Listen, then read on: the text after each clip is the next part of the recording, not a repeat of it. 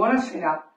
Anche per questa puntata, Attuali Talk ospita uno spazio dedicato a Il Veneto, il periodico fondato nel 1888, edito dall'Associazione Identità Veneta e diretto dal giornalista e documentarista Matteo Venturini. Il 27 gennaio è una giornata importante. Stiamo parlando del Giorno della Memoria. Serve oggi? Secondo me sì. Soprattutto serve in quest'epoca dove i conflitti sono purtroppo all'ordine del giorno. Sono moltissime le iniziative che verranno proposte in tutta la regione Veneto, soprattutto nelle scuole, per sensibilizzare al meglio i giovani e la popolazione tutta. Celebrazioni ufficiali si svolgeranno ad esempio in un luogo che più di ogni altro racconta la dignità ferita e la resistenza. Sto parlando del ghetto di Venezia. Infatti, il termine ghetto deriva proprio da questo luogo. L'invito è quello di fermarsi davanti alle pietre d'inciampo che troviamo disseminate per le calli di Venezia, ma anche a Padova, a Treviso e in molti altri luoghi in tutta la nostra regione. Lo sforzo è quello di ripensare alla vita di allora, a quelle persone che furono trascinate forzatamente via dalle loro case, lontano dalle loro famiglie e dai loro cari. Nelle pietre d'inciampo si possono vedere i nomi, le date e anche i campi di concentramento dove queste persone hanno perso tragicamente la vita o come sono venute a mancare. Altro appuntamento curioso è quello organizzato dal Comune di Venezia, una conferenza spettacolo che viene dedicata alla figura di Padre Kolbe, il missionario della penna. Padre Kolbe fu un missionario polacco che morì nel 1941 ad Auschwitz, offrendo la propria vita in cambio di quella di un altro internato. Un uomo che credeva fortemente nella comunicazione, con una visione moderna, contro ogni forma d'odio, una contrarietà anche alle forme di violenza o annientamento dell'identità della persona. Vi lascio un'idea di ascolto, quella del brano Auschwitz, scritto da Francesco Guccini, ma portato al successo nel 1992 dal gruppo musicale I Nomadi. Il brano racconta di due linee. Da un lato abbiamo un bambino che purtroppo è morto all'interno del campo di concentramento, assieme ad altri 100, racconta.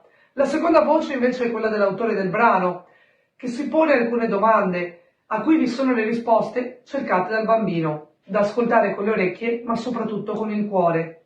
Io come sempre vi saluto, vi auguro un buon Veneto Regione, un buon Veneto Giornale e vi auguro una buona serata.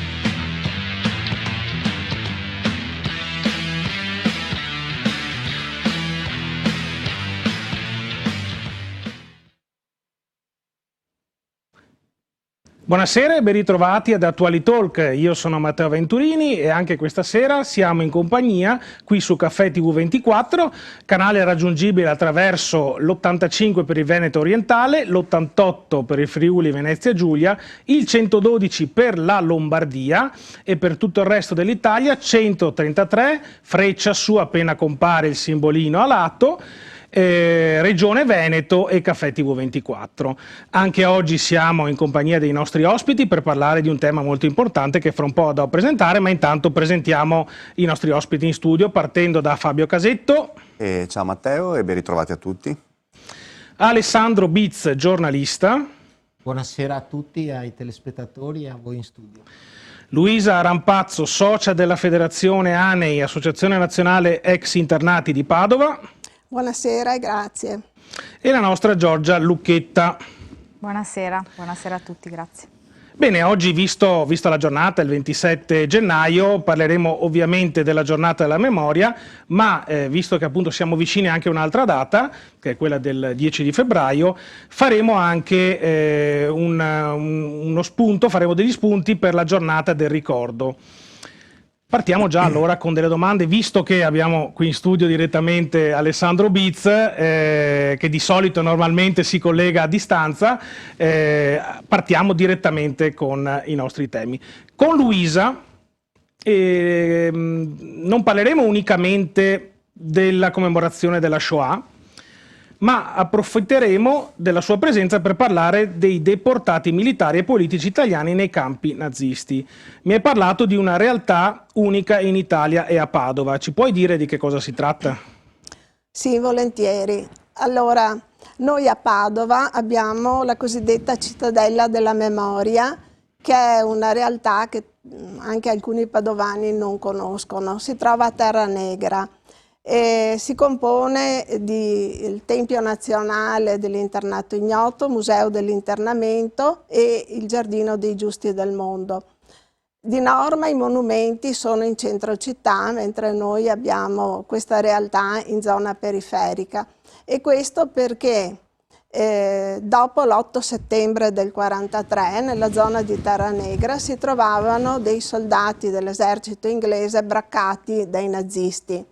E 12 di questi una sera chiesero aiuto, si rifugiarono nella canonica della vecchia chiesa di Terra Negra, chiedendo ospitalità al parroco Don Giovanni Fortin.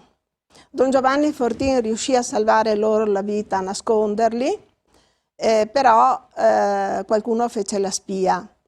E a dicembre del 1943, il 14 dicembre, i nazisti e fascisti si presentarono da Don Giovanni Fortin chiedendo queste persone. Lui si rifiutò di dire dove erano nascosti, però non poté negare di averli aiutati perché trovarono i loro zaini nella sua casa e quindi lo arrestarono con la condanna a morte. Lo portarono a Venezia dopo alcune trattative. La condanna fu tramutata in deportazione nel lager di Dachau. Dopo varie peripezie, in realtà arriva a febbraio del 1944 a Dachau Don Fortin e vi rimane fino alla fine. Lui nel suo diario scrive che erano quasi 2000 sacerdoti, perché a un certo punto avevano proprio raggruppato i sacerdoti nel lager di Dachau e ai sacerdoti, visto che tutti dovevano lavorare, fu dato anche un lavoro onorevole perché dovevano lavorare sostanzialmente dei campi. Però un bel giorno, quando gli misero in una carriola il concime e loro capirono che si trattava delle ceneri di persone passate per il forno crematorio, lui fece una promessa che se fosse tornato a Padova sano e salvo, siccome doveva portare a termine una chiesa più grande come parrocchia, quella chiesa sarebbe stata anche un tempio per ricordare tutti i morti nei lager nazisti. Don Giovanni nel 24 giugno del 1945 fa ritorno a Padova, trova la zona anche abbastanza particolarmente povera, distrutta, la zona non era come adesso, era principalmente agricola, c'erano molti campi e poche case e l'anno prima c'era stato anche un brutto bombardamento in quella zona, insomma quando ritiene il momento giusto lui racconta di questa sua promessa e tutti lo aiutano, chi con denari e chi offrendo la propria manodopera, lo aiutano a tirare su la chiesa che oggi conosciamo come parrocchia di San Gaetano, ma soprattutto è conosciuta come Tempio dell'Internato Ignoto. La chiesa viene quasi ultimata nel 1953 e Don Giovanni, insieme all'ANEI, Associazione Nazionale Ex Internati, che nel frattempo si era costituita, fanno arrivare la salma di un internato ignoto, era un soldato italiano, probabilmente aveva perso la medaglietta, e che proviene da un cimitero di guerra tedesco. Arriva a Padova il 3 settembre del 1953, accompagnato da moltissima gente, da solenni onori, accompagnato soprattutto dalle mamme che avevano perso dei figli in guerra. E ecco allora che noi possiamo dire che in questa a Terra Negra abbiamo il cosiddetto secondo altare della patria. Abbiamo la tomba dell'internato ignoto. La chiesa viene poi ultimata nel 1955 e negli anni 90 diventa tempio nazionale, quindi viene riconosciuto, per quello dico anche che è una realtà unica in Italia, viene proprio riconosciuto come tempio nazionale. L'allora presidente della Repubblica Scalfaro conferisce la medaglia d'oro all'internato ignoto al valor militare. La chiesa è una chiesa, si può dire, povera. Ci sono 3 opere d'arte, opere di Mirko Vučetić, il grande crocifisso, una pietà e il Cristo sopra il sarcofago dell'internato ignoto. Però sono significativi, magari sì, adesso non sto qua tanto a spiegarli, sono opere che hanno un significato soprattutto per quanto concerne l'idea del perdono, del non odiare, del non portare rancore, del disarmare la violenza, che è quello appunto che il Tempio voleva rappresentare. Con Don Fortin ricordiamo un deportato politico. Oggi, giorno della memoria, si fa memoria anche dei deportati politici e dei deportati militari. Don Giovanni Fortin resta per 46 anni parroco a Terra Negra e forse anche la cosa che l'ha reso anche un po' più grande è che lui non si è mai spacciato per eroe per quello che gli era successo. Raccontava magari i fatti. Lui a Dachau ha conosciuto molte persone, una volta che gli internati erano ancora abbastanza giovani, venivano, specie alla domenica, tantissime persone, tantissimi pullman in visita appunto all'internato ignoto, però lui è sempre stato una persona normale. Accanto alla chiesa ha preso poi vita il museo dell'internamento. E dopo ne parliamo, adesso intanto abbiamo sicuramente occasione per andare avanti. Passo la parola ad Alessandro e gli faccio una domanda. La Shoah ci ha lasciato il monito del mai più, fondato sulla conoscenza e sulla memoria. Come si concilia oggi questo insegnamento con la violenza ed i conflitti che continuano a segnare la storia contemporanea? Allora Matteo, se mi lasci 2 parole anche sugli internati, così mi ricollego, certo, perché mi ha fatto venire in mente un mio vecchio zio, uno zio ereditato, si chiamava Aldo Zuccolotto di Susegana, classe 1922, e nel 1943, alla fine dopo l'8 settembre, insomma aveva 21 anni, e si ritrovò anche lui internato, quindi fatto prigioniero dei tedeschi, no? E quindi mi sono venute in mente tante storie che mi raccontò di quel periodo, la paura, gli stenti, il poco cibo. Lui fu anche fortunato perché provenendo da una famiglia che aveva un'officina meccanica, no? Aggiustavano camion, c'erano già i camion all'epoca, venne preso dai tedeschi e lavorò in un'officina meccanica e poi fece anche l'autista, quindi diciamo nella tragedia riuscì comunque a vivere dignitosamente quell'anno e mezzo assolutamente drammatico. Mi ha lasciato anche alcuni cimeli, fra cui la patente di guida rilasciata proprio dai tedeschi in quel periodo, con tanti aneddoti. Per esempio nella scarsità dell'alimentazione mi diceva c'era una specie di polvere bianca che veniva mescolata con l'acqua e era una specie di formaggio, ma assolutamente di qualità bassa e poco nutriente. Quindi ci sono poi, no, dietro la grande storia tutti questi aspetti della microstoria. Venendo a noi, io, sapete, sono anche insegnante di scuola primaria, quindi proprio ieri, la giornata della memoria è oggi, ma noi per questioni logistiche l'abbiamo organizzata ieri a scuola. Abbiamo dedicato la mattinata con i nostri alunni a questi eventi e abbiamo proposto una lettura alle classi quinte, poi ripresa dagli altri, che è La porta aperta, un libro scritto da Mario Pacifici che vede protagoniste due sorelline gemelle. A Roma arriva un rastrellamento dei tedeschi e questa famiglia cerca di nascondersi dove può e quindi affidano le 3 bambine a un signore del piano superiore che si era offerto di ospitarle, però dice no, qua siamo in troppi, no? Ne tiene solo una. Le 2 gemelline rimangono abbandonate, stanno arrivando i tedeschi e la loro sorte è segnata, quella di andare nel campo di concentramento di Auschwitz.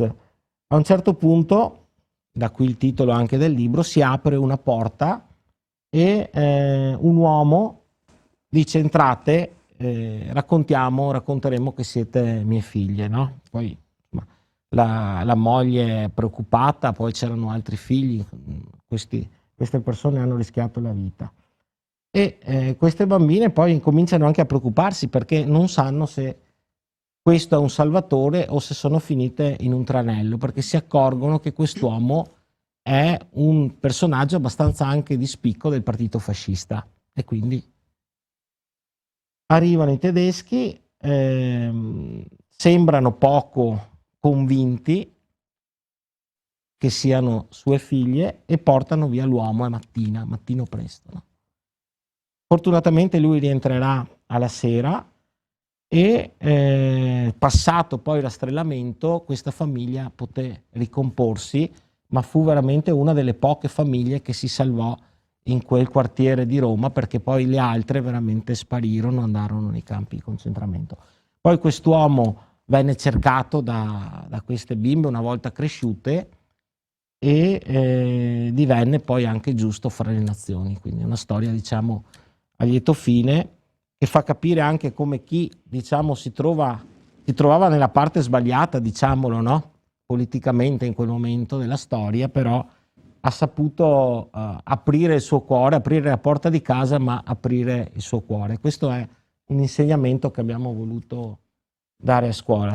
Sicuramente ricordare è doveroso perché ci sono stati 6 milioni di morti e quindi vanno ricordati per celebrarli e vanno ricordati perché la storia deve insegnare, anche se purtroppo a volte con le guerre che vediamo oggi nel mondo sembra che gli insegnamenti vengano recepiti fino a un certo punto. No, noi dobbiamo continuare comunque a parlarne proprio per questo, per instaurare anche quelle persone un certo tipo di pensiero, che è quello che probabilmente, evidentemente, non è abbastanza e manca.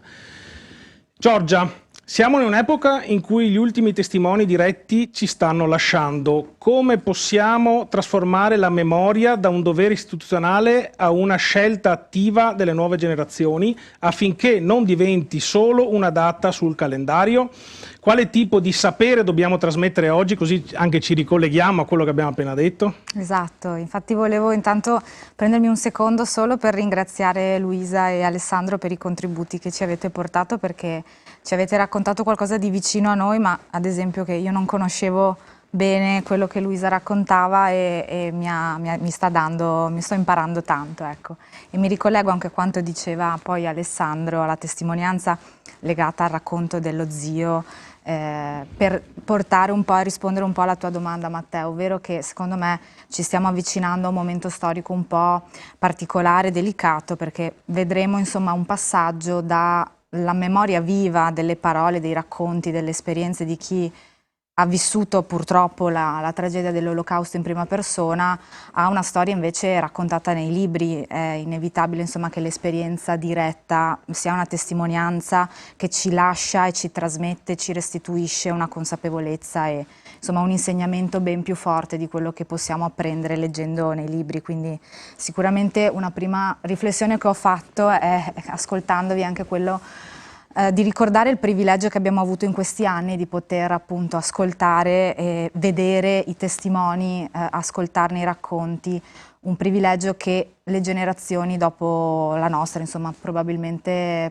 non avranno, perché stiamo diventando un po' forse gli unici custodi di questo pezzo di storia, e ci stiamo anche assumendo un po' un compito, una responsabilità importante, diventiamo una sorta forse di testimoni per delega, non abbiamo fortunatamente per noi chiaramente vissuto quello che è accaduto, ma abbiamo potuto ascoltare direttamente chi era lì, e quindi credo sia un compito importante, una responsabilità che ci porta a trasmettere il messaggio che il ricordare l'Olocausto, il giorno della memoria, porta con sé, che non devono rimanere fatti relegati al passato, comunque circostanze che costituiscono un capitolo chiuso, lontano da noi, che ricordiamo più per dovere istituzionale appunto che per effettivo coinvolgimento. Dobbiamo far sì che rimanga un monito sempre aperto, anche per interpretare, come diceva giustamente Alessandro, i fatti di oggi, gli accadimenti del presente, e quindi mi sento anche un po' responsabilizzata in questo senso, perché dico dobbiamo riuscire a trasmettere a chi verrà, alle generazioni dopo di noi, un qualcosa insomma che magari noi abbiamo sentito direttamente e loro non avranno questa possibilità di sentire in maniera altrettanto forte. Il sapere che credo vada trasmesso è un sapere che non è, a mio avviso, non dovrebbe essere solamente tecnico, nozionistico, storico. Certamente dobbiamo raccontare cosa è successo, quando, dove, gli eventi, ma dobbiamo anche raccontare il perché è successo. Mi piace l'idea di parlare non solo di storia, ma anche di etica, di giustizia, di umanità, che sono quei valori che ci consentono di lottare in memoria di quello che è stato, contro i pericoli di oggi, in una società che, lo vediamo, insomma, tutti i giorni ci mette davanti a dei cambiamenti, credo, tra i più radicali degli ultimi anni, e ci pone davanti a delle sfide che a volte, almeno personalmente, destano qualche preoccupazione. Quindi credo che la giornata della memoria sia un'ottima occasione per ricordarci, allenare e riconfermare il nostro senso di umanità, un sapere che è legato a un sentire, in un connubio di cose che ci aiuti ad avere gli strumenti, una cassetta degli attrezzi per interpretare bene il presente, per riconoscere anche le ingiustizie che magari a volte non ci riguardano direttamente, ma esistono, e non possiamo e non dovremmo ignorarle. A volte è anche bene saper dire no quando tutti dicono sì. Insomma, credo sia importante in questa giornata in particolare ricordare anche questo. Ecco. Grazie Giorgia, passo la parola a Fabio.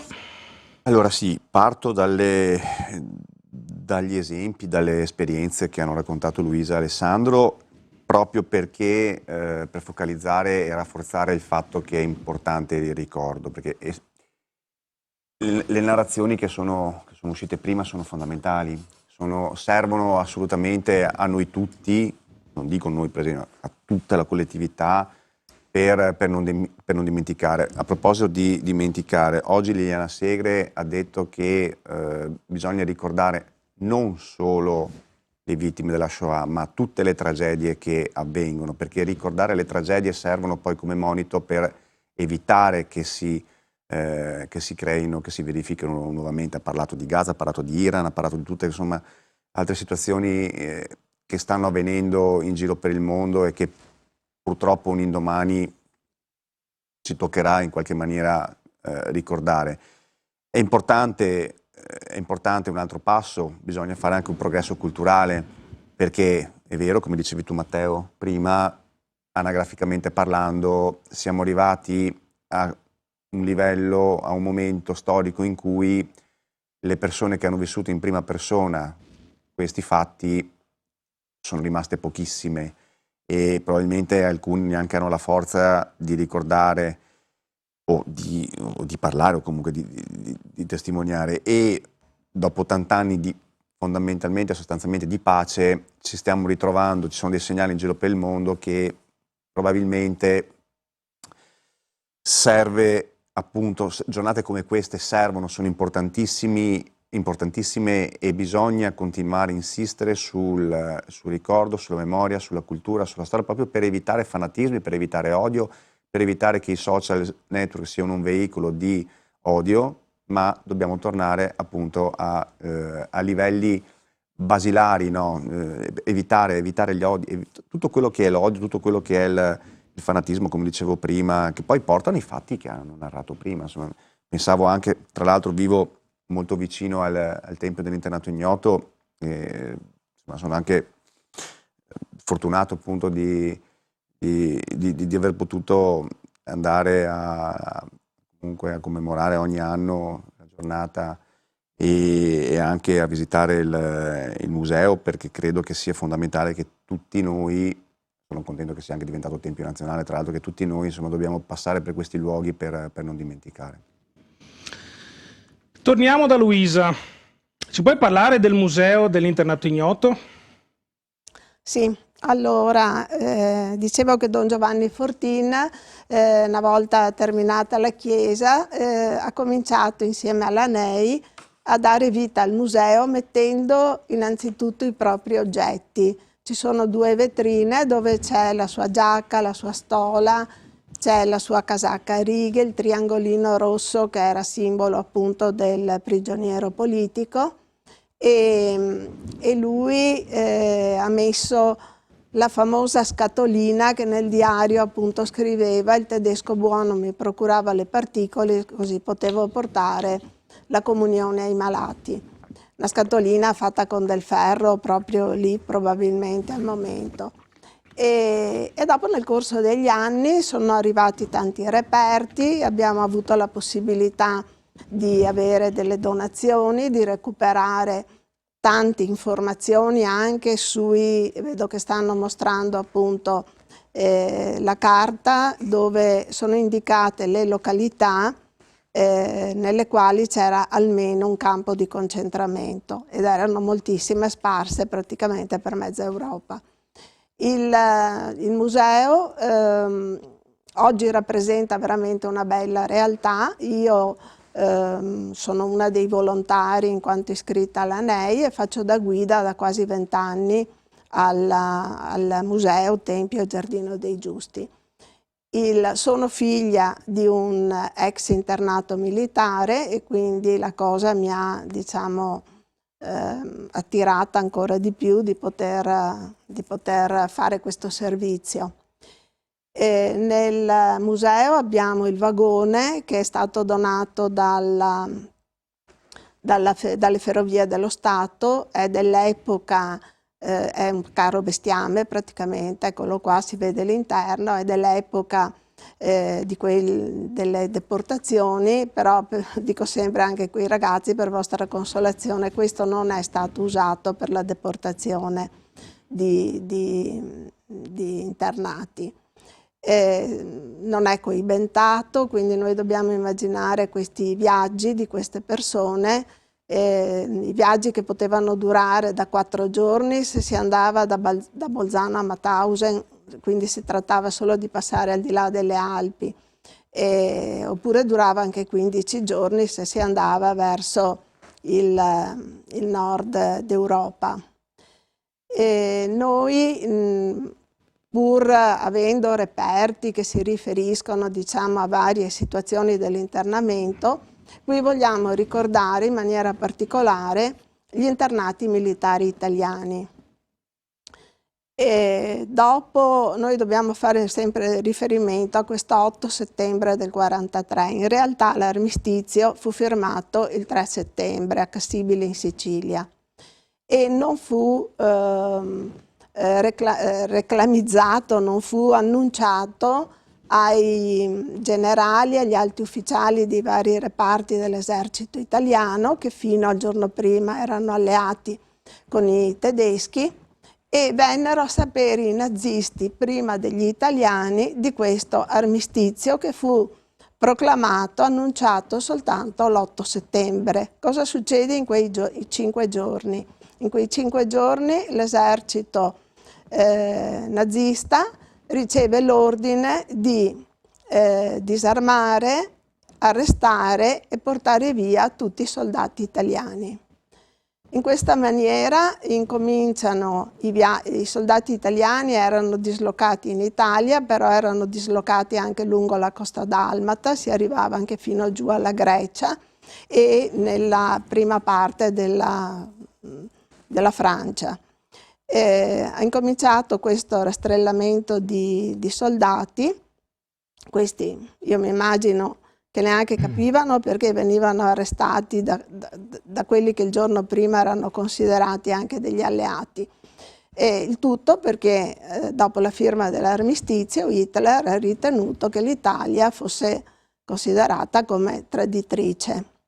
I soldati sono stati portati nei vari campi di concentramento, sono molti. Al museo abbiamo anche tutto uno schema dove appunto sono classificati in blu quelli dove c'erano i soldati, in rosso quelli dei prigionieri politici e in nero i campi di sterminio dove principalmente c'erano gli ebrei. E se noi vediamo i blu erano veramente tanti. Sono stati arrestati 700-800 mila soldati italiani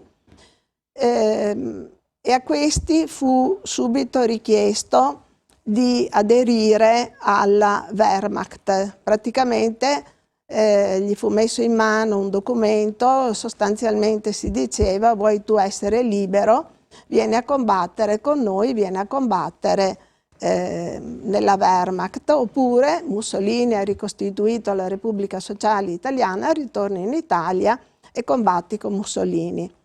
Tranne pochi che hanno detto sì e poi non sono stati trattati per niente bene neanche loro, quasi tutti hanno detto no.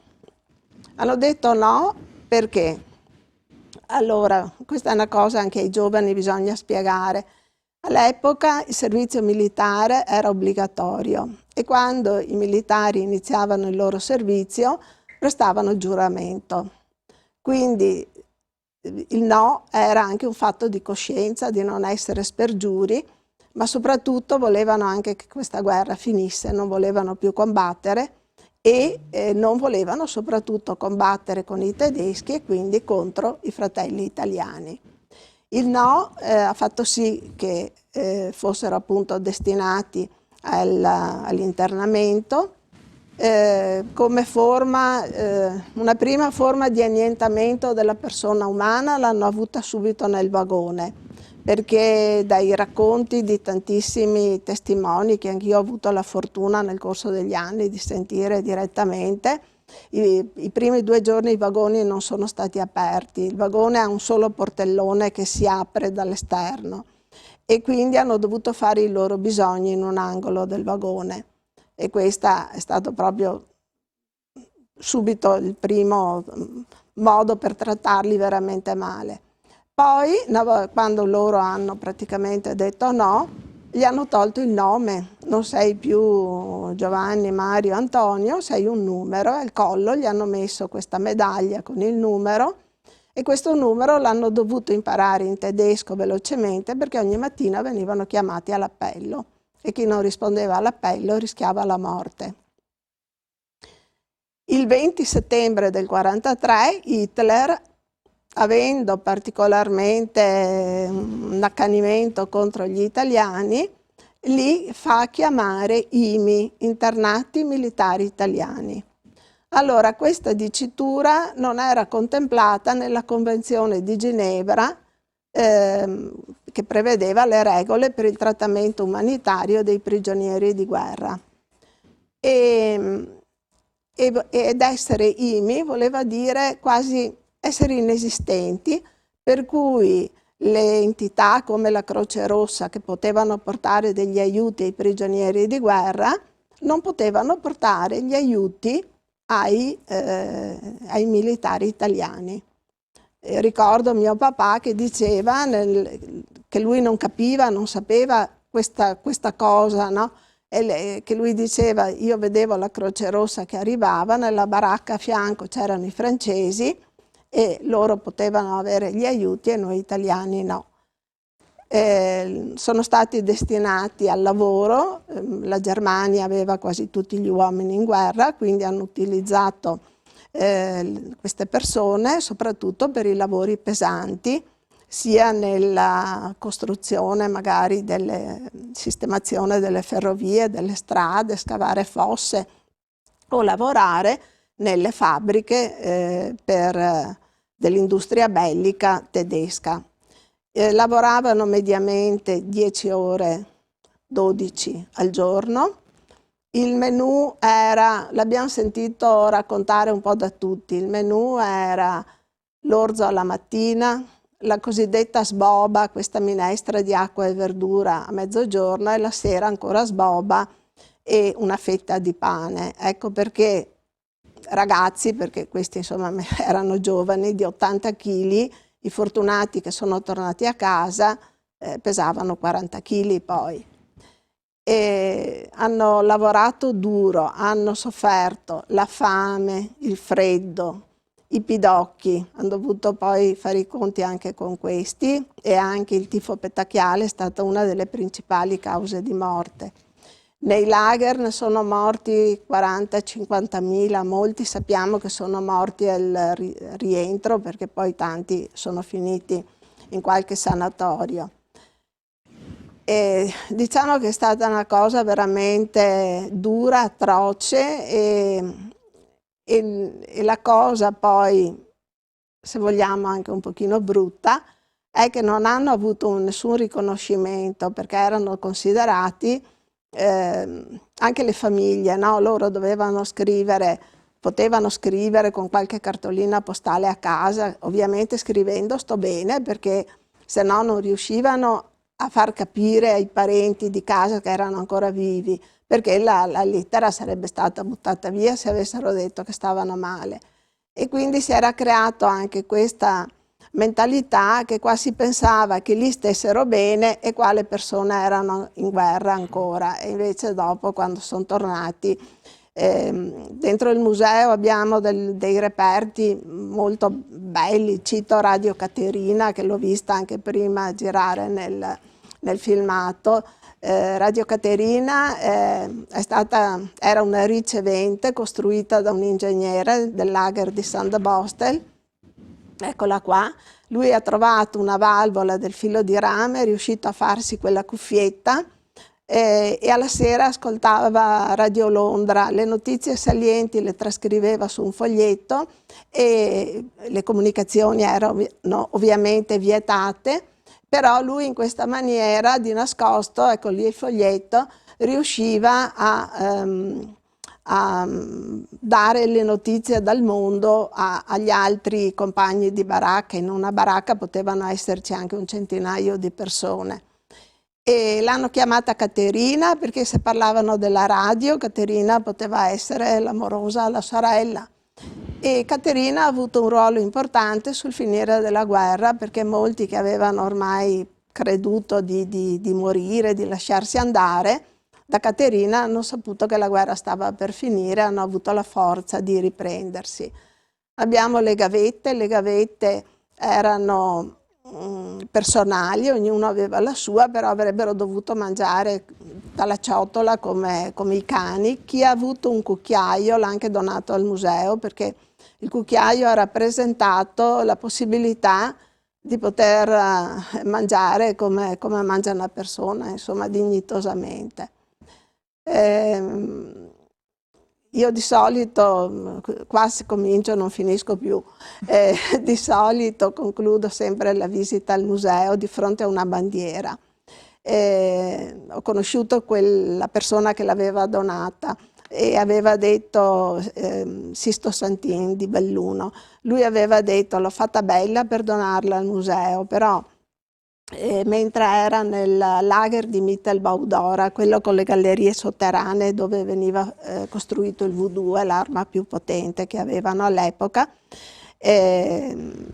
lui aveva detto: avevamo capito che la guerra forse stava per finire. Gli altri avevano la loro bandiera, quelli di altre nazionalità, noi italiani non avevamo una bandiera. e lui con degli stracci bianchi e rossi che aveva, con dell'erba fatto diventare verde un pezzo bianco, li hanno dati insieme quando sono arrivati i liberatori, però hanno scritto stracciati ma fieri. E mi pare che sia proprio il messaggio di questi internati militari che sono arrivati alla fine, dopo quasi 2 anni, stracciati in tutto, dal vestire al fisico, all'animo, alle speranze, a tutto, ma fieri, diceva, di quel no che abbiamo detto, che ci ha lasciato in pace con la nostra coscienza. Grazie Luisa, passiamo a Giorgia. Spesso pensiamo ai responsabili della Shoah come a dei mostri lontani da noi. Perché invece è così importante ricordare che furono persone comuni a permettere tutto questo e cosa ci insegna nella nostra società attuale? Come può la memoria aiutarci a non diventare spettatori passivi dell'indifferenza e delle ingiustizie moderne?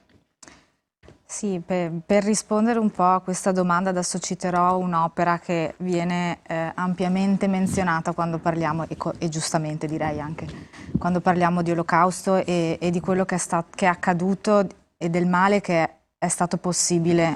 Luisa insomma ci ha dato un resoconto che fa venire i brividi e parlo della banalità del male di Hannah Arendt, un'opera che a mio avviso introduce un concetto che consente di interpretare nella chiave corretta gli avvenimenti che si sono verificati. Adesso lo banalizzerò per esigenze di tempistiche, però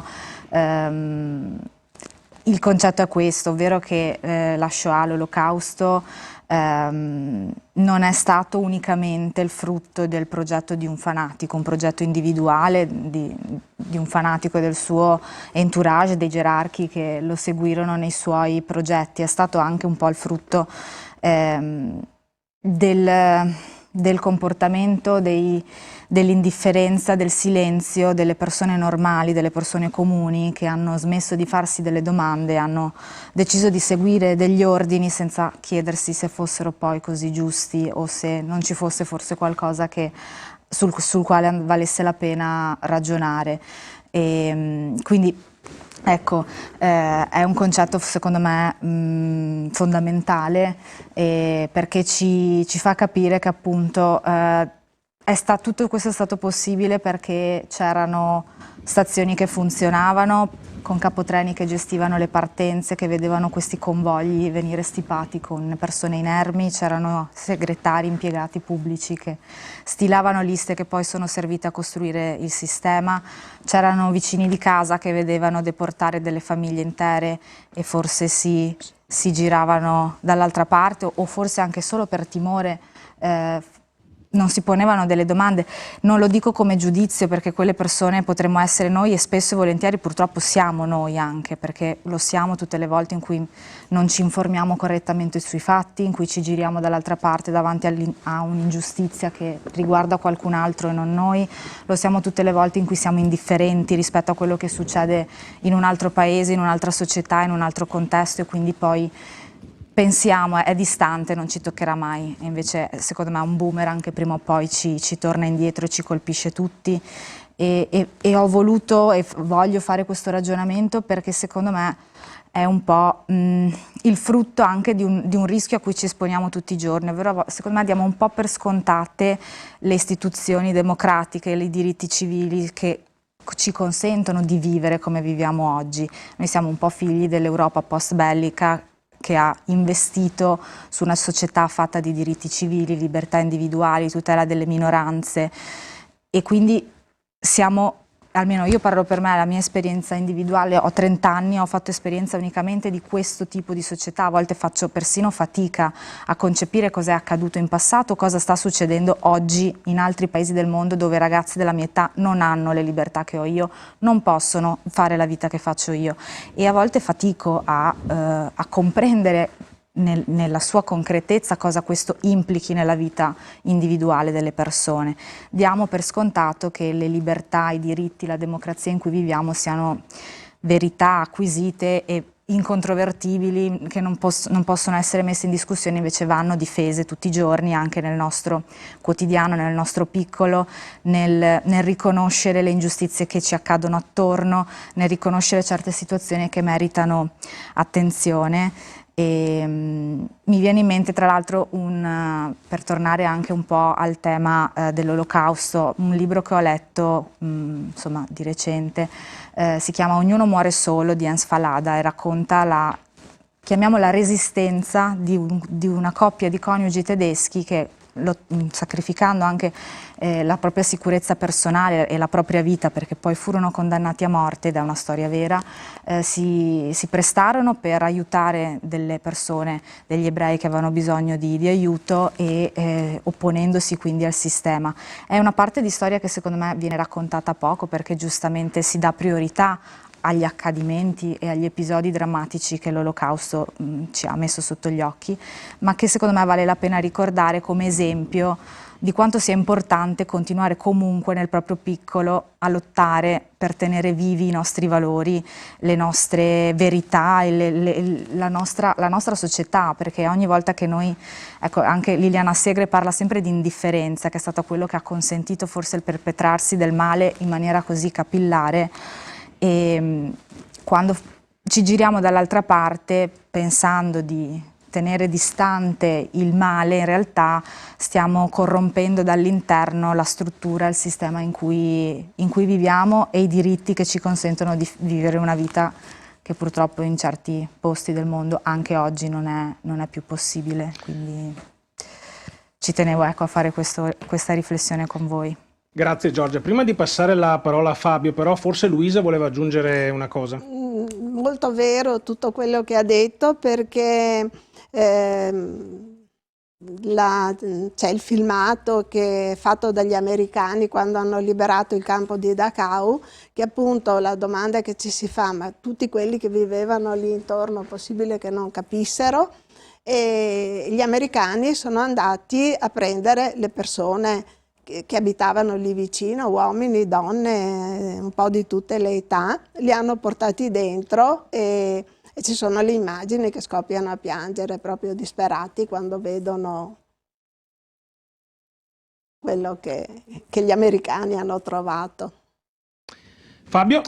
Sì, hai parlato, nella domanda c'era la parola, questi mostri, no? Ma alla fine il male non ha sempre la faccia del mostro, no? Ha la faccia dell'indifferenza, ha la faccia dell'obbedienza cieca, no?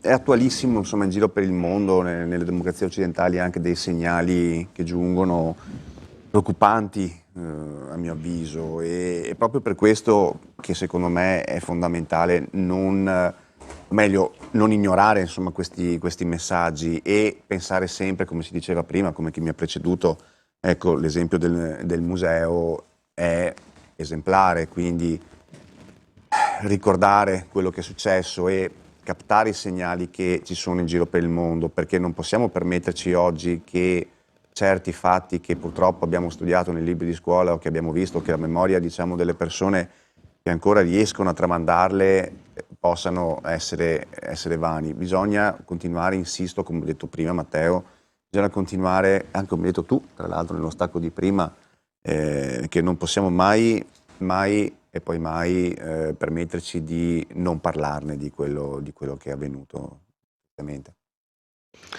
Grazie. Abbiamo un'altra domanda per Luisa. A completamento della Cittadella della Memoria c'è anche il Giardino dei Giusti del Mondo. Ci racconti qualcosa a tal riguardo? Sì, a me infatti piace sempre concludere la visita col Giardino dei Giusti del Mondo, perché adesso mediamente ci arrivano 3.000 ragazzi all'anno e più gruppi anche di adulti.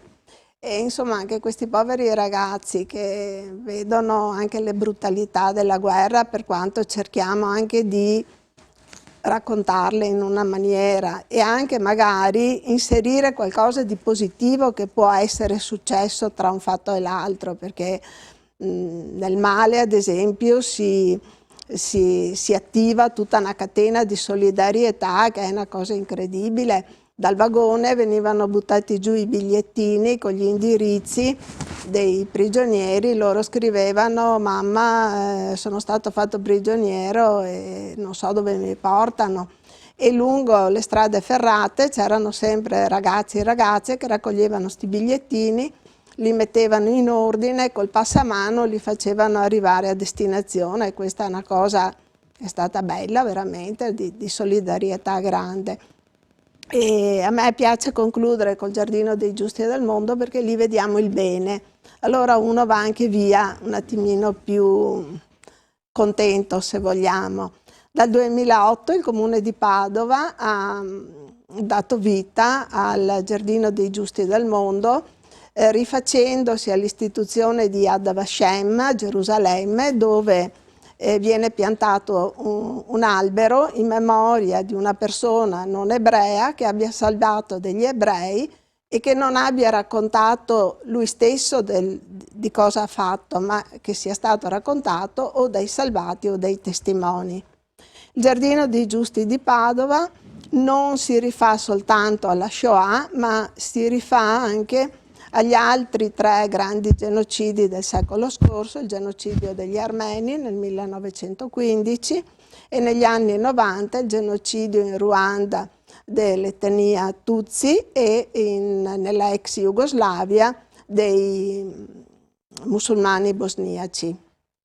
C'è una sorta, se vogliamo, di tribunale del bene che esamina appunto queste persone che vengono proposte come giusti, e nel corso, dal 2008, nel corso degli anni, sono stati piantati degli alberi con una stele col nome o i nomi dei giusti che si riferiscono a un determinato evento. Il giardino ha un alto muro, il muro rappresenta sempre la divisione, quindi anche quella che credevano tra razze umane, quando invece la razza umana è una sola. E in grande c'è una frase di Hannah Arendt: si può sempre dire un sì o un no. Ed è forse la frase che meglio si adatta alla figura del giusto, perché il giusto è la persona che sa scegliere la via del bene piuttosto che quella del male, sa fare la cosa buona piuttosto che la cosa cattiva, sa dire sì e sa non dire il no. Il giusto è una persona normale, non è un eroe, non è il supereroe. C'è una leggenda ebraica che dice che nel mondo esistono sempre 36 giusti. Loro non sanno di essere giusti, nel momento del bisogno saltano fuori, fanno quello che devono fare e poi ritornano alla loro vita normale. Proprio essenziale è questo, no? Il ritorno alla vita normale. La leggenda dice anche che per la presenza di questi 36 giusti Dio non distrugge il mondo. Ecco, qua vediamo il giardino, poi ci sono queste assi, opera di Elio Armano, sembrano buttate lì, sono anche molto profonde nel terreno, non si incontrano mai, non si incrociano, hanno dei buchi. Lui ha voluto rappresentare la chiamata alla tempesta del Novecento, insomma il disordine mentale di chi attua il male. E sopra i gradini, quindi su un piano un po' più elevato, sono piantati gli alberi. Il giardino ricorda ha 36 alberi e poi altri giusti trovati, nominati successivamente, sono stati posti su degli ulteriori siti lungo il canale.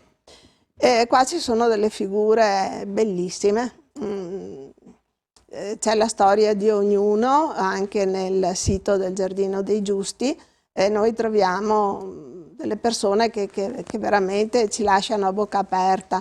Io ricordo quando è stato inaugurato il giardino, una signora bosniaca, una persona semplicissima, che aveva un ragazzo di 17 anni. Lei praticamente aveva raccolto durante la guerra questo bambino neonato e su una tasca, insomma nel vestito, c'era il bigliettino dove era scritto che la sua famiglia erano morti, i genitori erano morti e lui sarebbe stato musulmano. E questa signora cristiana lo nasconde, lo tiene come proprio figlio, lo cresce come figlio, ma lo cresce nella religione musulmana per rispetto proprio delle sue origini, ed era presente anche il ragazzo lì. Ricordiamo Giorgio Perlasca. La figura di Giorgio Perlasca credo sia anche per noi padovani forse quella più conosciuta. Giorgio Perlasca si trovava nel 1944, quando c'è stato l'accanimento contro gli ebrei a Budapest. Lui si trovava in quella città per motivi di lavoro, e quando ha visto che c'era sto ammassamento in stazione delle stelle gialle degli ebrei, e siccome lui aveva partecipato alla guerra di Spagna e aveva ricevuto una lettera dalla Spagna dove sostanzialmente gli dicevano: signor Perlasca, in qualsiasi parte del mondo lei si trovi, se ha bisogno si rivolga pure all'ambasciata spagnola. Lui si rivolge all'ambasciata spagnola dicendo: ma avete visto lì fuori cosa sta succedendo? E si inventa una sorta di salvacondotto in base al quale ebrei spagnoli chiedevano l'avvicinamento di parenti ebrei che vivevano in Ungheria. Ovviamente tutto questo era un falso, però è stato un falso importante, perché con questi documenti lui andava alla stazione, chiamava per nome queste persone, li caricava nella macchina che aveva bandiera spagnola e li portava nell'ambasciata spagnola. L'ambasciata spagnola a un certo punto non è stata più sufficiente, hanno dovuto affittare 8 case, 8 palazzi, e lui in questa maniera, portandoli lì, mettendoli al sicuro, è riuscito a salvare 5.218 ebrei. Forse sono anche di più, però i 5.018 sono quelli che sono saltati fuori col proprio salvacondotto. Non si trattava poi solo di salvarli, bisognava anche dare da mangiare a queste persone. Alcuni erano ammalati, trovare medicine, quindi lui si è prodigato tantissimo nell'andarli a prendere, ma anche nel gestirli, curarli e stare attenti. Quando un bel giorno l'ambasciatore di Spagna decide di partire, arrivano le guardie per riprendersi gli ebrei, e lui ha l'intuizione, così parlava molto bene lo spagnolo, di dire: fermi tutti perché io sono il console spagnolo e qua non portate via nessuno, e le guardie se ne vanno e quindi le persone si salvano.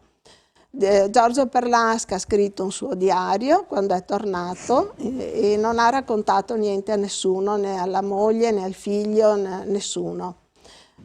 Dopo la caduta del muro di Berlino, delle persone, allora bambini, salvati da Giorgio Perlasca hanno incominciato le ricerche, ovviamente l'hanno cercato in Spagna prima, e poi alla fine l'hanno trovato a Padova. 2 sono venuti a Padova un giorno, e lì, e da quel giorno si è saputo, perché loro hanno detto cosa aveva fatto Perlasca, e quindi si è saputo che lui era stato un uomo giusto, e un uomo giusto che era ritornato alla sua vita normale.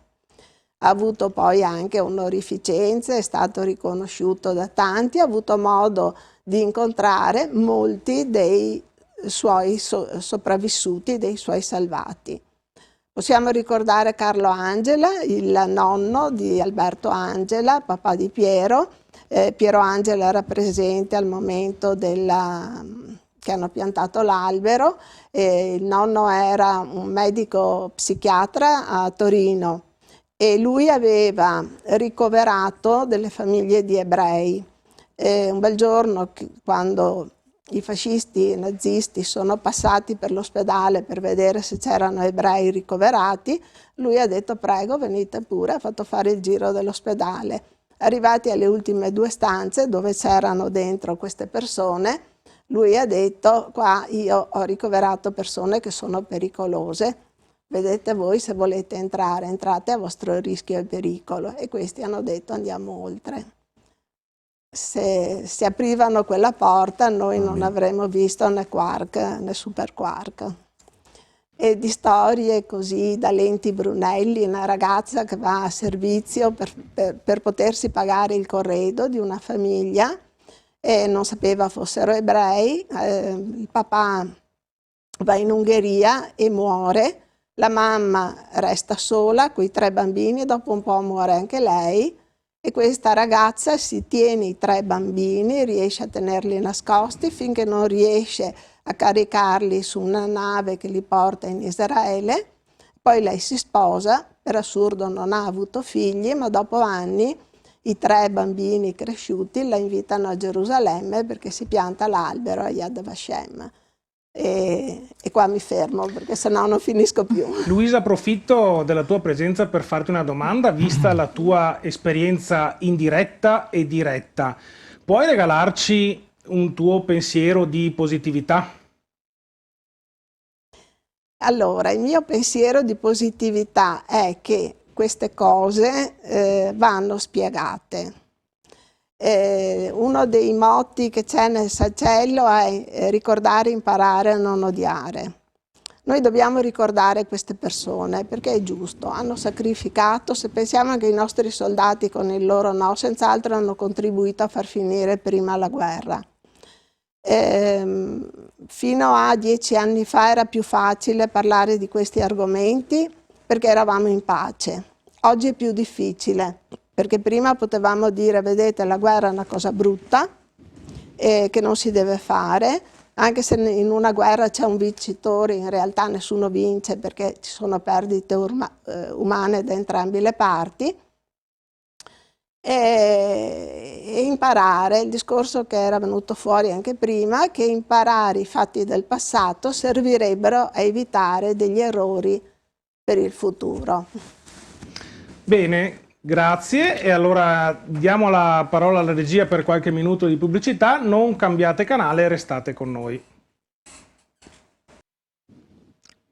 Rieccoci in diretta su Caffè TV24 e adesso passiamo a un altro argomento con Giorgia. Oggi ricordiamo, in vista del giorno del ricordo, la tragedia delle foibe e l'esodo di 350.000 persone. Cosa ha significato per un'intera comunità perdere non solo casa ma la propria proiezione in futuro, nel futuro? Sì, diciamo che quando parliamo di giorno del ricordo, e mi viene da dire fortunatamente ne parliamo, parliamo non soltanto degli eccidi nelle foibe, che sono, diciamo, la manifestazione sicuramente più cruda e dura, insomma, di quello che è accaduto in quel contesto storico, ma parliamo anche dell'esodo silenzioso dell'emigrazione forzata di 350.000 persone o più che hanno lasciato le loro case, le loro città, i loro villaggi verso l'ignoto, non sapendo dove e come avrebbero poi vissuto.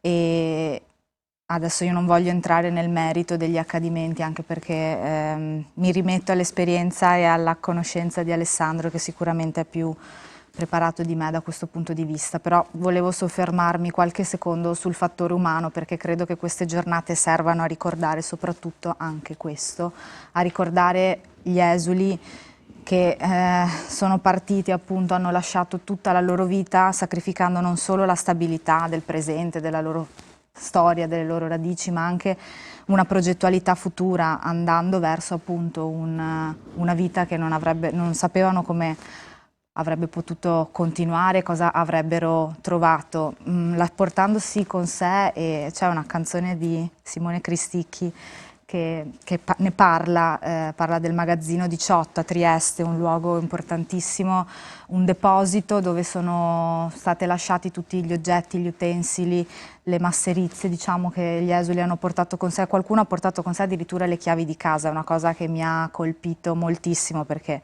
se cerco per quanto possibile di mettermi nei panni di chi ha vissuto una tragedia di quel tipo, e porti con te un oggetto che forse non ti servirà mai più, con la consapevolezza che forse non ti servirà mai più.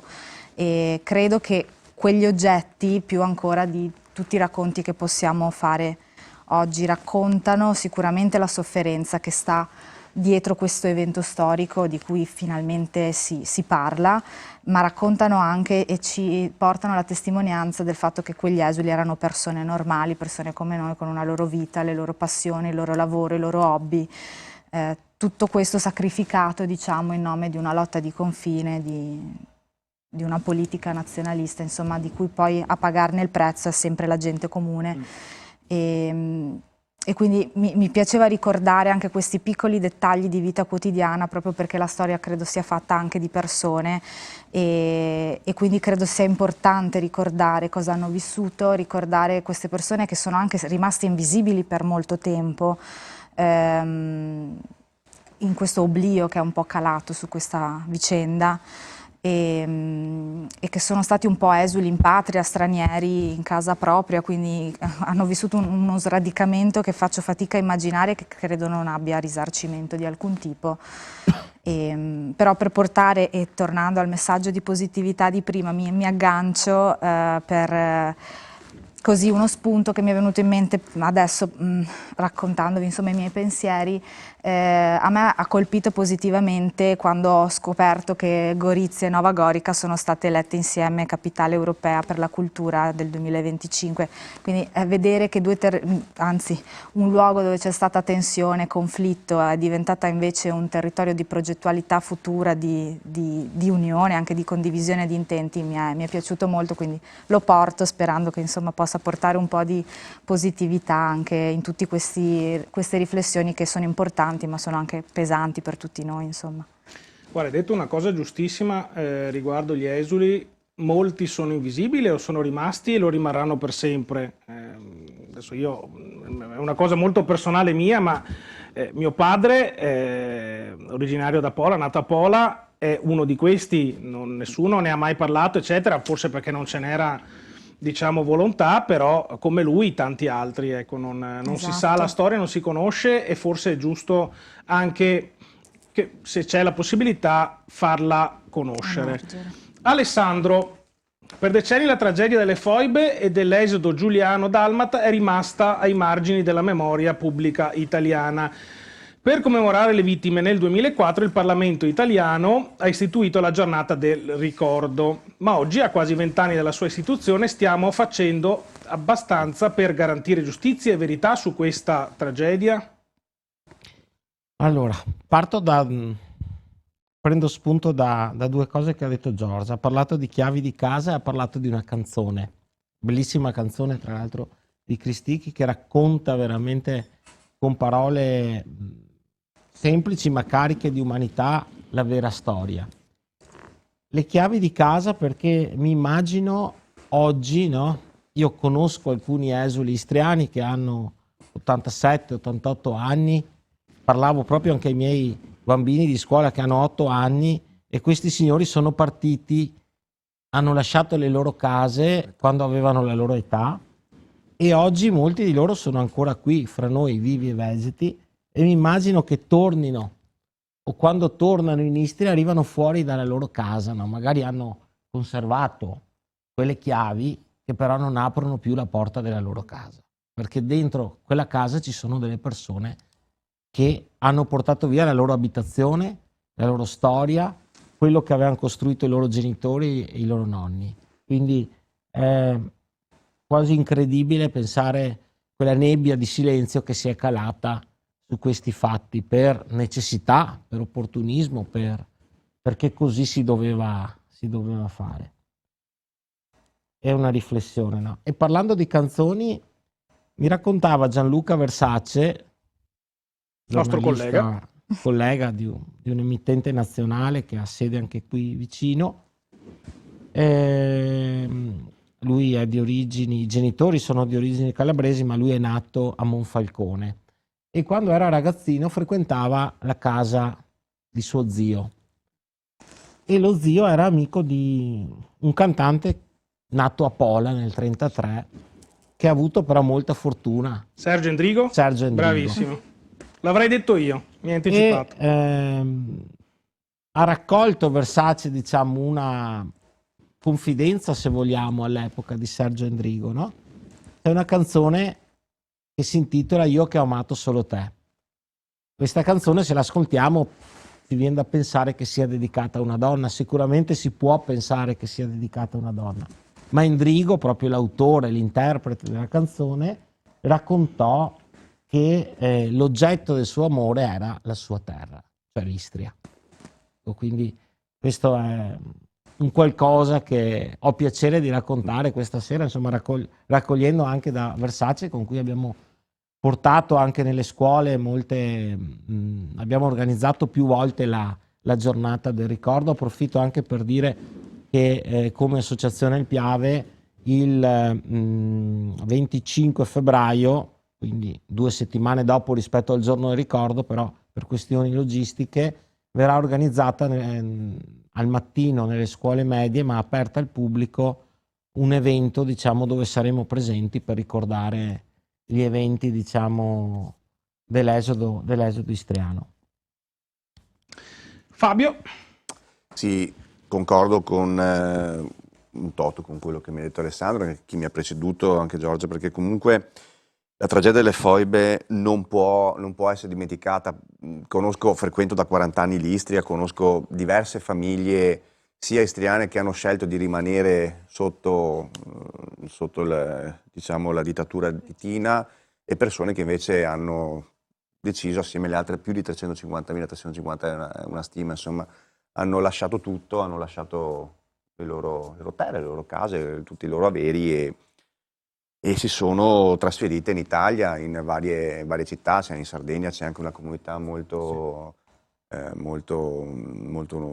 numerosa, insomma Villaggio del Pescatore, anche per dire, vicino a Trieste, anche quello è un esempio, insomma, di villaggi, di città, di comunità che si sono create dopo l'esodo.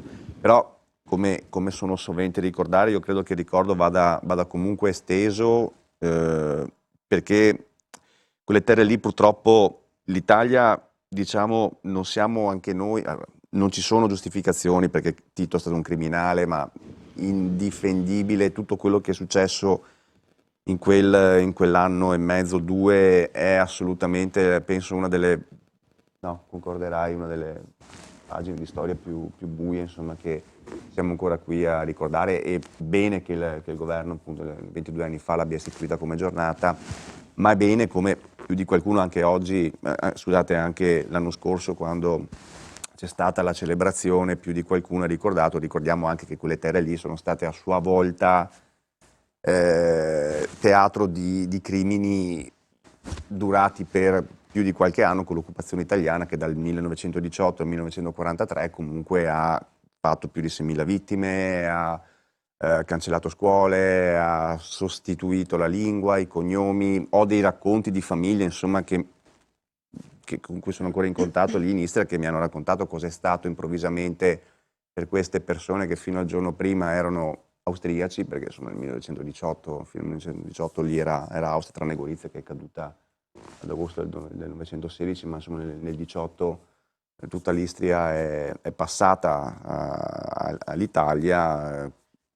e si sono trovati improvvisamente poi molte popolazioni istriane a dover, diciamo, passare sotto il regime fascista, insomma, questo è progressivamente, prima Italia, poi progressivamente con tutti i fatti e misfatti, come narra un libro del padovano Bruno Maran, dal 41 al 43 soprattutto. Questo non giustifica poi tutte le repressioni delle morti, si parla di più di 6.000 persone, insomma.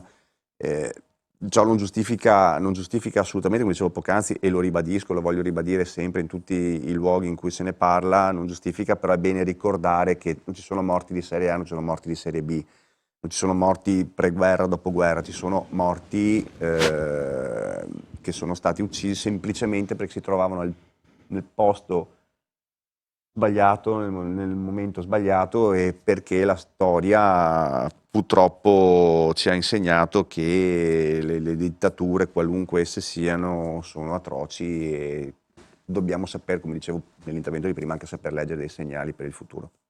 Volevo solo dire una cosa, poi dopo Alessandro probabilmente ha una risposta. Riguardo quello che hai detto all'inizio, Fabio, tu hai detto che all'inizio c'è stata una scelta di scegliere di uscire dall'Istria o meno. In realtà non è stata una vera e propria scelta, è stato un obbligo. Un obbligo, perché se rimanevi eri obbligato a tornare, diciamo, con la Jugoslavia, quindi ritornare a cancellare il tuo cognome, cancellare la tua lingua, dovevi stare sotto un regime, una dittatura, un'atroce, tremenda dittatura che... Oppure quello che poi è successo veramente, cioè che queste persone non ci sono più.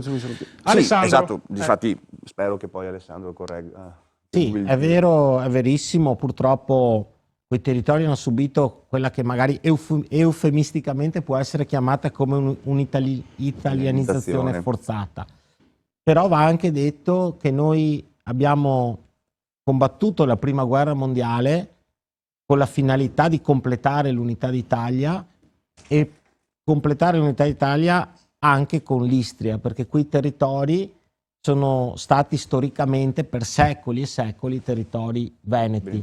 Basta andare in alcune città, diciamo, del litorale per vedere anche tanti leoni di San Marco scolpiti nella pietra. Io ho un ricordo di quando ero ventenne, era appena finita la guerra tra Jugoslavia, poi Serbia, diciamo, e Croazia, e con grande preoccupazione anche dei miei genitori, con un mio amico andammo a visitare l'Istria e mi ricordo verso l'alba di un Ferragosto uscivamo da una discoteca che era stata un po' improvvisata in una vecchia casa, no?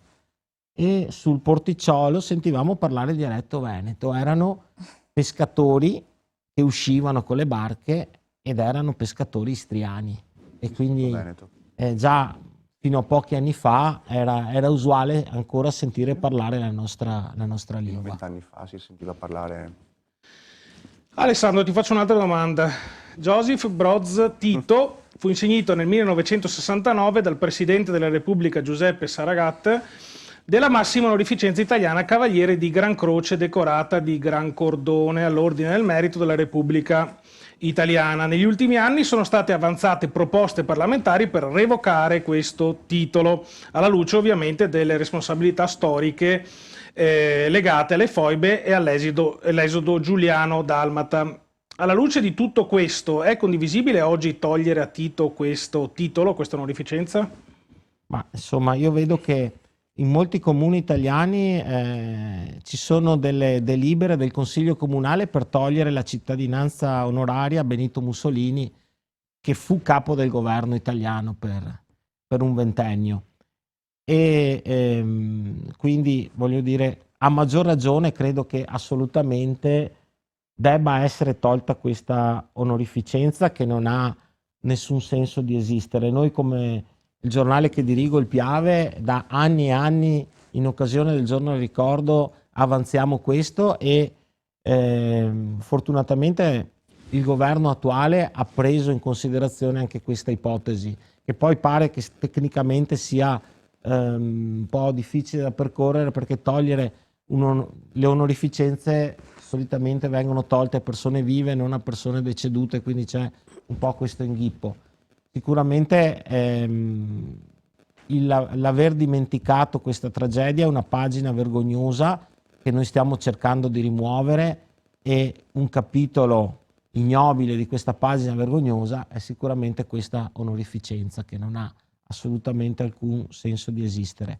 Bene oggi che stiamo costruendo un'Europa unita, bene oggi, citava Giorgia Gorizia, Nova Gorica assieme come capitale europea della cultura. Noi dobbiamo guardare avanti, ma anche, diciamo, riconoscendo da tutte le parti in causa gli errori del passato. Proprio dal passato si può far fiorire un futuro migliore. Giorgia, spesso la storia è fatta di grandi eventi politici, ma dietro l'esodo giuliano-dalmata ci sono state migliaia di donne. Ecco, approfittiamo, visto che abbiamo una presenza alla pari femminile, esatto, diciamo, in studio, che hanno dovuto restituire il senso di casa dal nulla, dei campi profughi. Qual è stata la loro forza silenziosa? Beh, ti ringrazio Matteo per questa domanda, perché mi consente un po' di tirare brevemente le fila del filo conduttore, scusate il gioco di parole, del messaggio, delle riflessioni che ho cercato di portare questa sera, che è un po' quello di riconoscere nella storia non soltanto un insieme di fatti, accadimenti, ma un insieme di pezzi di vita quotidiana di persone comuni, di gente come noi, con le proprie famiglie, che nel trambusto della storia si è trovato a dover fare i conti con la propria vita, le proprie emozioni, le proprie radici. E quindi penso alle famiglie quando ragiono e leggo anche di questi eventi di cui si parla poco. Io posso dirlo, nella mia generazione in tanti non conoscono questa parte di storia, e sono contenta quindi che se ne parli questa sera e che se ne continui a parlare sempre più. E penso appunto non soltanto agli esuli istriani, dalmata, che in qualche modo hanno lottato e hanno abbandonato, rinunciando e sacrificando tanta parte della propria vita in nome di un'identità culturale, di una libertà, di un'opposizione a un regime comunista che stava andando a insidiarsi. E penso anche alle loro famiglie, penso che dietro quegli uomini c'erano delle donne, delle madri, delle figlie che hanno dovuto fare i conti con quella sofferenza, cercando anche di farsi forza per far sì che quella sofferenza non si traducesse in un annientamento delle persone, dei propri mariti, dei propri padri.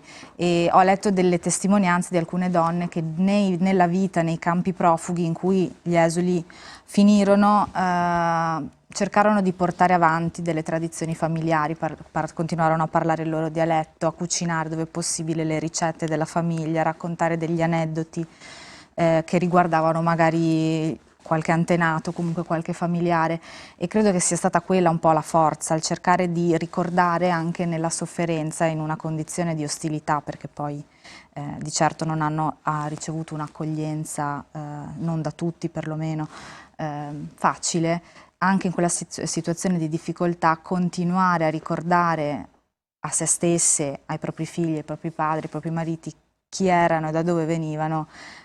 Sicuramente è stato un grande sacrificio che silenziosamente nelle retrovie, dietro le quinte, come in tanta parte della storia, le donne hanno fatto e continuano a fare. Ho letto un libro anche qui, oggi mi sento un po' lettrice questa sera e mi sento di consigliare anche questa lettura perché è stata per me interessante. È un'opera che si intitola Le donne e l'esodo giuliano-dalmata, memorie di una storia dimenticata, di Giuseppina Mellace. Racconta un po' tutte queste dinamiche, racconta le storie di donne insomma, che hanno sacrificato tanto, che hanno vissuto anche episodi drammatici, dovendo riconoscere i corpi delle sorelle violentate e gettate nelle foibe. È veramente toccante, siccome si è parlato di donne e di guerra, secondo me è una bella testimonianza. Ecco. Grazie. Fabio? Sì, avvallo quello che ha detto prima Giorgia, sì, la forza di volontà appunto che hanno avuto queste donne, queste popolazioni è assolutamente esemplare, e ancora oggi, ripeto, nei momenti in cui ho occasione di parlare appunto con gli esuli o comunque in momenti in cui si ricorda questi fatti, emerge questo lato, Matteo, quindi bene che sia stato anche oggetto appunto di domanda e di riflessione. Ringrazio anche Giorgia. Mi trovo concorde invece per quanto riguarda l'altra parte della domanda in toto col buon Biz, col buon Alessandro. Sì, assolutamente sì, ma poi vabbè, io le estendo, ma sapete, insomma, conoscete, chi mi conosce sa come la penso, estenderei la rimozione delle memorie di tutti i criminali, dittatori, criminali di guerra, eccetera, che abbiamo purtroppo ancora nei nomi delle vie o comunque nelle onorificenze, eccetera. Quindi mi trovo perfettamente concorde, insomma, su quanto hai detto. Permettimi solo una battuta, ma sai che sono anni che andiamo avanti. Venezia dal 1797 che non c'è in Istria, poi hanno avuto anche l'Austria, paradossalmente il periodo italiano è il più piccolo della storia dell'Istria, cioè il dominio italiano, bandiera italiana, è stato il più breve, se andiamo a considerare, tolto l'episodio francese dal 1797 al congresso di Vienna, insomma è stato brevissimo, però al netto di quello, diciamo, il dominio italiano lì è stato, se parli con gli istriani non è stato proprio così ben visto. Ci sono molti istriani o goriziani, non ne parliamo, rimpiangono ancora l'Austria, per dirci, sono ancora molto legati al periodo austro-ungarico, perché è molto più recente di quello veneziano, che ormai è rimasto, per fortuna, solo nei dialetti. Io ricordi da bambino a Rovigno, in Istria, parlavo qualche giorno fa con i miei genitori che ricordavamo quando ero bambino appunto per Rovigno, dicevo ai miei genitori, ma questi parlano come la nonna, insomma, parlano come essendo operai. Sì, poi negli anni appunto ho approfondito, ci sono diversi dialetti, c'è l'istroveneto, c'è il ruignese, c'è l'istriano puro, che non c'entra niente con l'italiano, è un mix insomma di lingue, però è vero, specie nella costa c'è una grossa influenza di quella che fu appunto il dominio veneziano, come giustamente hai ricordato, e su questo concordo sul fatto delle tradizioni che debba essere conservato, e su questo la comunità istriana, la comunità italiana delle varie città istriane, parlo di Rovigno perché è la città dove conosco bene anche il sindaco e la vice sindaco, che saluto anche, stasera mi ha detto che ci stanno seguendo, e bene insomma che ci sia anche questa memoria, insomma va ricordata la storia intera, diciamo così, di un territorio che ha visto purtroppo, per fortuna, coi pro e coi contro, in 400-500 anni di storia, più bandiere, più occupazioni e più multiculturalità, che credo che sia poi il valore aggiunto di quelle terre. Poi sono molto affezionato, come insomma, anche Matteo, per questioni, come diceva prima, familiari, o tu per studi che hai fatto anche e ti ringraziamo anche per il giornale dove porti avanti queste tematiche. Grazie.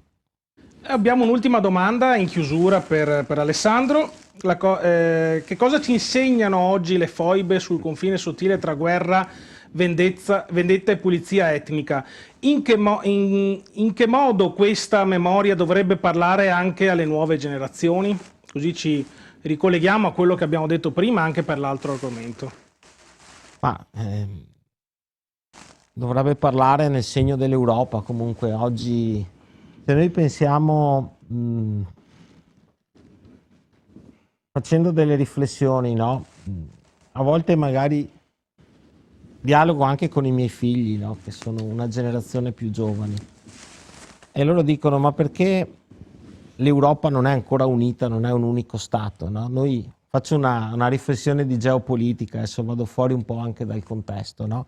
Ma l'abbiamo visto anche, per dire, nell'ambito della guerra in Ucraina, no? Così noi abbiamo delle grandi potenze, no? C'è la Russia che comunque esercita un ruolo importante, la Cina, che è gli Stati Uniti, e l'Europa è un'Europa che ha tante voci.